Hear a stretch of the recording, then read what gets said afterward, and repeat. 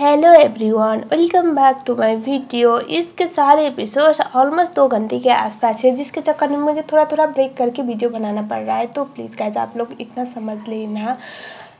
Episode start करने से पहले अगर आप लोग मेरे चैनल में नए हो तो guys please I need support, मुझे सब्सक्राइब जरूर कर लो और वीडियो कैसा लगेगा वो भी मुझे बताओ। और आप चाहते हो या नहीं इसका नेक्स्ट पार्ट बने वो भी मुझे कमेंट सेक्शन में ज़रूर बताना।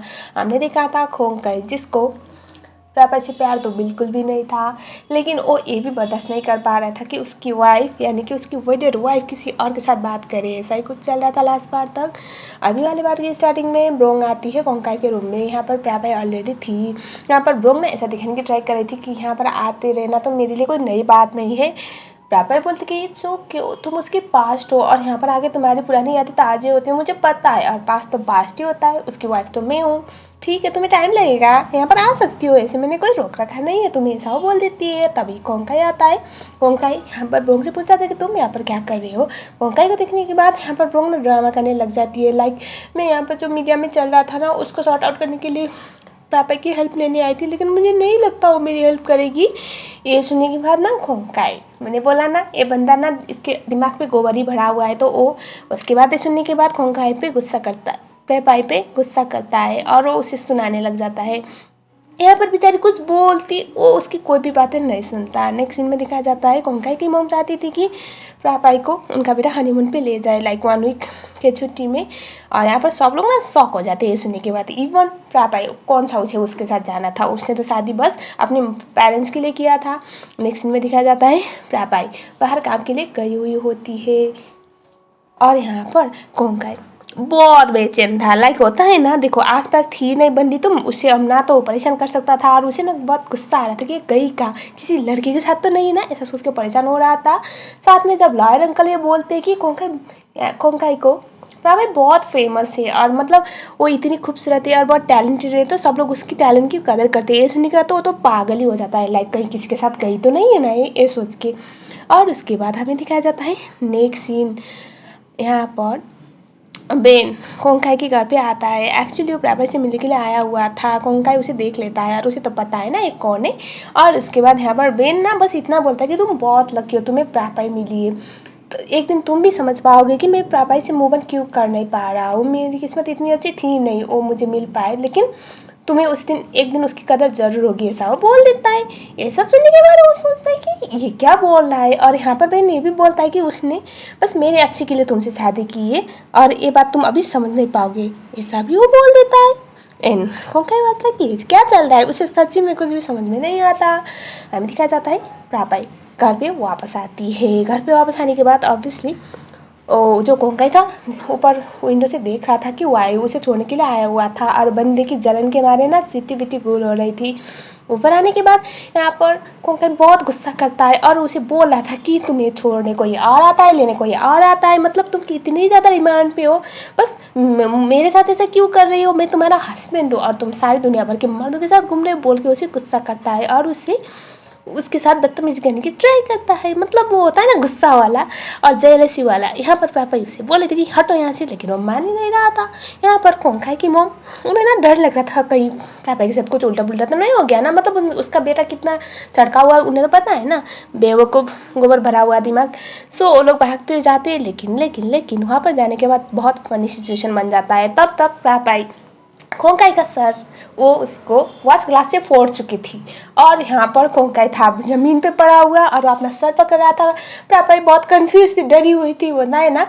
लेकिन यहाँ पर लॉयर अंकल और मॉम तो काफ़ी खुश हो जाती है देखने के बाद और हंसने लग जाते हैं। ये बहुत फनी मोमेंट्स था।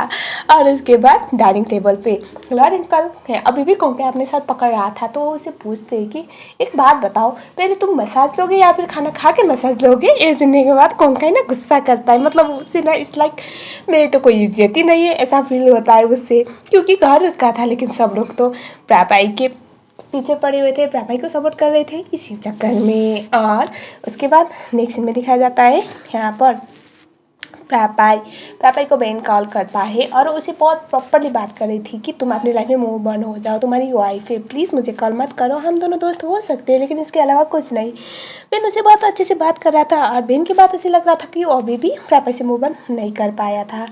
लेकिन यहाँ पर तभी कोंखे देख लेता है, ये दोनों बात कर रहे थे, तो आता है और उसके बाद वो उसका फ़ोन छीन लेता है और फ़ोन पे ऐसे बोलता है कि ब्रो अभी ना तुम्हारा हो गया, अब हस्बैंड और वाइफ का टाइम है, हस्बैंड वाइफ को कुछ करना है, मतलब हम दोनों को कुछ करना है, तो हमें डिस्टर्ब मत करो बोल के फ़ोन कर देता है। और उसके बाद पापा ही बोलते कि तुमने क्यों किया, तुम्हारी हिम्मत कैसी हो यहाँ पर करा है। कोंगे ना बहुत गुस्सा करता है उस पर, लाइक वो हार्म करने वाला गुस्सा नहीं, लेकिन जेलसी वाला गुस्सा। वो उसे बहुत सुना रहा था यहाँ पर ना। वो उसे बोलता है कि तुमने ब्रो की हेल्प करने से मना क्यों किया। तो यहाँ पर पापा बोलती है कि तुमने तो खुद ही बोला था मैं बहुत पत्थर दिल हूँ, मैं बस मनी माइंडेड हूँ, तो मैं तुम्हारी हेल्प क्यों करूँगी। ये सुनने के बाद उसे बोला था ठीक है, अगर तुम मेरी हेल्प नहीं करोगी ना तो मैं तुम्हें फ़ोन भी नहीं दे रहा हूँ। ऐसा बोल के वो फ़ोन को लेकर जाने लगता है। पापा उसे फ़ोन छीनने की ट्राई कर रही थी, इस चक्कर में ये दोनों एक दूसरे के ऊपर गिर जाते हैं। दैट वॉज रोमांटिक और काफ़ी प्यारा मोमेंट। कुछ देर तक ये दोनों एक दूसरे को देखते रह जाते हैं और उसके बाद दोनों उठ जाते हैं। यहाँ पर कोंका ही बोलता है कि अगर तुम उसकी हेल्प नहीं कर रही हो ना तो मैं कोई और बहाना ढूंढ लूँगा, मतलब कोई और तरीके से मैं उसकी हेल्प कर लूँगा। ले ऐसा बोल के वहाँ से चला जाता है। बाहर जाने के बाद कुछ देर तक तो उसकी हार्ट बीट अभी भी रुकी नहीं थी और ये पहली बार हुआ था। कोंका ही ना पापा की इतने करीब था और पहले तो वो परेशान करने के लिए उसके करीब होता रहता था, लेकिन अभी उसके दिल सच्ची में धड़कने लगे थे। आप लोग समझ जाओ मैं क्या कहना चाहती हूँ। नेक्स्ट सीन में दिखाया जाता है यहाँ पर प्रापाई ब्रोंग की इमेज मीडिया के सामने क्लियर करने के लिए हेल्प करती है। मतलब वो मीडिया पे जाके बोलेगी कि मेरे हस्बैंड के साथ इसका कोई ऐसा रिश्ता नहीं है, ये दोनों नॉर्मल फ्रेंड है। ये सब अब सुनने के बाद वाइफ से किसकी हिम्मत होगी उसे ट्रोल करने की, तो वही चीज़ यहाँ पर हो जाती है। हमें दिखाया जाता है उसके बाद नेक्स्ट सीन जहाँ पर कोंकाई हमारी हीरोइन को कॉल करके बोलता है कि मैं हनीमून तो जा रहा हूँ लेकिन तुम्हारे साथ नहीं, ब्रोंग के साथ। यहाँ पर प्रावल बोलती कि ठीक है तुम्हारी मर्जी, तुम जो करना है करो, मुझे क्यों, मेरा सर क्यों खा रहे हो, बोल देती है। देखो ऐसे उससे कुछ खास फर्क पड़ने वाला तो था नहीं। हमें ये दिखाया जाता है प्रापाई अपने ऑफिस वाली टीम के साथ फुकेट जाती है और अब उसे पता नहीं था कि हमारा लौंडा भी वहीं पर गया हुआ है अपनी बेबी के साथ। सो हमें दिखाया जाता है यहाँ पर कोंकाई को उसकी मॉम कॉल करती है, बोलती कि प्राभाई 3 दिन से घर पे है नहीं, उसने बताया भी नहीं कहाँ जा रही है, ऐसा वो बोल देती है। तो यहाँ पर कोंकाई बोलता है कि ज़रूर आपने आशी के साथ कहीं गई होगी। अब दिखने में तो काफ़ी स्वीट लगती है, सिंपल लगती है, आप तो उस पर कुछ ज़्यादा ही भरोसा करती है, इसीलिए वो आपके भरोसे का फ़ायदा उठा रही है, ऐसा वो बोल देता है। अब उसे थोड़ी पता था, वो भी वहीं पर है। और उसके बाद हमें दिखाया जाता है नेक्स्ट सीन में वायु कोंकाई और ब्रोंग को देख लेता है एक दूसरे के साथ एक टेबल पे। तो यहाँ पर ना वो उन दोनों को बेसिकली कोंकाई को सुनाने के लिए एक टेबल बुक करता है अपने और प्रापाई के नाम से और ये चीज़ हमारा बंदा सुन लेता है। और उसके बाद हमें दिखाया जाता है थोड़ा आगे जाने के बाद यहाँ पर कोंकाई ना क्या कर रहा था, वायु का पीछा कर रहा था और उस वायु उसे पूछता है कि तुम मेरा पीछा क्यों कर रहे हो। तो यहाँ पर कोंकाई उसे बोल रहा था कि तुम मेरी वाइफ के साथ यहाँ पर आए हो क्या। तो यहाँ पर वायु बोलता है कि ये सब पूछने वाले तुम होते कौन हो, ऐसे भी तुम यहाँ पर अपनी रेंटेड वाइफ, यानी कि रेंटेड वाइफ मतलब ब्रोंग की बात कर रहा था, उसके साथ आए हुए हो और किसी को पता तो है नहीं, और मुझे क्यों पूछ रहे हो, मैं किसी के साथ भी आऊँ, ऐसा वो बोल देता है। और उसके बाद वायु ये भी बोलता है कि तुम्हें ना अगर उससे प्यार नहीं या फिर उससे कोई लगाव नहीं है तो उसकी इमेज को इस तरह से ख़राब करनी नहीं चाहिए, ऐसा भी बोल देता है। मतलब वो प्रापाई की बातें कर रहा होता है। हमें दिखाया जाता है नेक्स्ट सीन में यहाँ पर कोंकाई बहुत गुस्से में था, अपने रूम में ऐसे बोले जा रहा था कि तुम मुझे धोखा कैसे दे सकते हो, तुम्हारी हिम्मत कैसे हुई, अपने आशी के साथ यहाँ आई हुई हो बोल के। मतलब आप लोग सोचो, खुद तो आया हुआ है अपनी गर्लफ्रेंड के साथ, लेकिन यहाँ पर उसे इस चीज़ बर्दाश्त नहीं है कि प्रापाई किसी के साथ भी बाहर आए। तो ये चीज़ यहाँ पर चल रहा होता है। वो बोल रहा था कि तुमने मुझे धोखा दिया, तुमने मुझे धोखा दिया, ब्ला ब्ला ब्ला। उसके बाद दिखाया जाता है नेक्स्ट सीन में कोंकाई, अब ये तो आपको पता है ना, ये लोग सेमी होटल में, तो ऑब्वियसली कोंकाई अब प्रापाई को तो पकड़ ही लेगा। यहाँ पर वो उसे देख लेता है और उसके बाद प्रापाई का पीछा करने लगता है। प्रापाई उससे पूछ रही थी कि तुम मेरा पीछा क्यों कर रहे हो। तो यहाँ पर वो उसे बोल रहा था कि तुम सडनली घर से गायब हो गई हो, ऐसे मॉम को पता है क्या तुम अपने आशी के साथ यहाँ पर आई हुई हो छुट्टियाँ बनाने, बोल के उससे ऐसे चिल्ला रहा था, उसके कैरेक्टर पे उंगली उठा रहा होता है। तो यहाँ पर प्रापाई एग्जैक्टली सेम वर्ड बोलती कि वही तो, तुम्हारा क्या, तुम भी तो यहाँ पर आए हुए हो और तुम्हारी मॉम को पता है क्या तुम यहाँ पर किसके साथ आए हुए हो। अगर तुम किसी के ऊपर उंगली उठाना चाहते हो ना, सबसे पहले अपने गिरेबान पे देखो, खुद वही काम कर रहे हो तो कोई प्रॉब्लम नहीं, लेकिन अगर कोई तुम्हारा आसपास वाला ऐसा काम करे तो तुम्हें बर्दाश्त नहीं होता। पहले अपने आप पे सवाल करो, उसके बाद मुझसे पूछ लेना, ऐसा वो बोल देती है और उसके बाद वहाँ से जाने लगती है। तो यहाँ पर हमारा गोबर भरा हुआ दिमाग, मैंने बोला ना, बंदा पापाई को ना पकड़ के उसके साथ उसे मिसबिहेव करने की ट्राई करता है। मतलब लिटरली ये ना हर बार यही काम करता रहता है। और तभी वायु आ जाता है और वायु को देखने के बाद उसे बोलता है कि ओ अब मुझे देखना है, तुम अपने हस्बैंड और लवर में से किसको चूज करने वाले हो। तो यहाँ पर पापाई भी सेम क्वेश्चन करती है कि एग्जैक्टली मुझे भी जानना है कि तुम अपनी वाइफ और अपने लवर में से किसको चूज करोगे, तो मैं अपना बता दूंगी।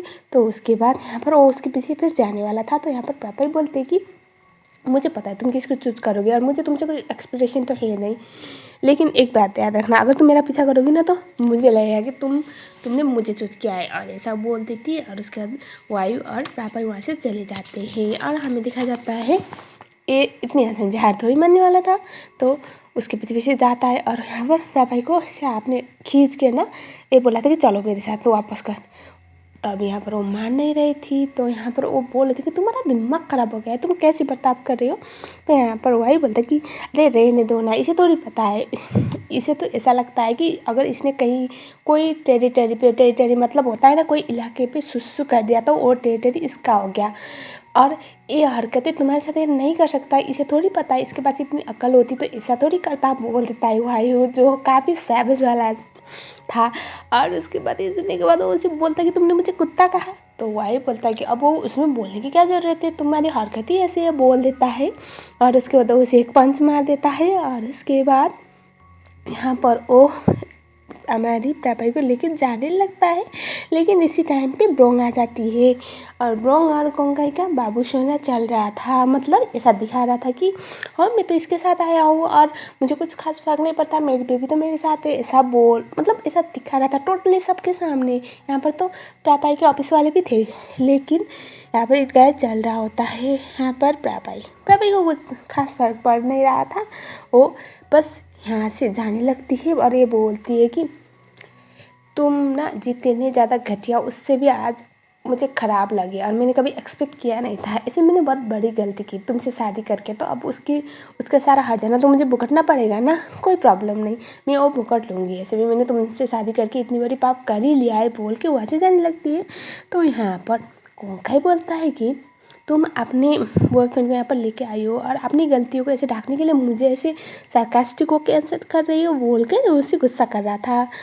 और उसके बाद यहाँ पर पापाई उसकी कोई बात सुनती नहीं, अपनी टीम के साथ वहाँ से निकल जाती है। यहाँ पर कोंगाई अभी भी बेडरूम पे था, अपनी बेबी के साथ था, लेकिन उसके ख्याल में अभी भी हमारी हीरोइन आ रही थी, मतलब उसकी वही वाइफ पापाई। यहाँ पर ब्रोंग जो आग अभी जल रहा था ना, उसमें थोड़ा सा घी थमने का काम करती है। लाइक अब ठीक है ना, वो अगर किसी के साथ है तो हम दोनों एक दूसरे के साथ हैप्पीली रह सकते हैं, ऐसा बोलते हैं पहले तो। और बाद में ये भी उसके कैरेक्टर पे ऐसे मतलब कैरेक्टर को ख़राब दिखाने की ट्राई भी करती है। तो देखना ये है कि जिसके दिमाग पे गोबर भरा हुआ है उसके दिमाग से कुछ क्लियर होने वाला है या नहीं।